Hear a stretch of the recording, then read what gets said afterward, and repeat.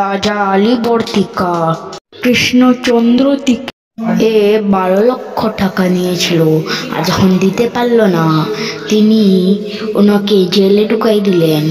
দশমীর দিন রাজা কৃষ্ণচন্দ্রকে বিদায় দেওয়া হলো।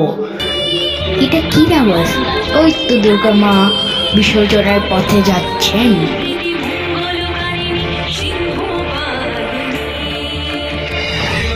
আর এটা তো ঢাকের আওয়াজ। আমি এখন হয়ে যাই। ওঠো আমার ছেলে।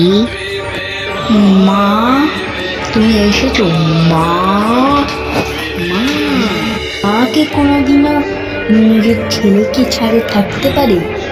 সামনে কার্তিক মাসে তুমি আমার পুজো করবে, তোমার সব দুঃখ কষ্ট শেষ হয়ে যাবে। মা, জয় মা।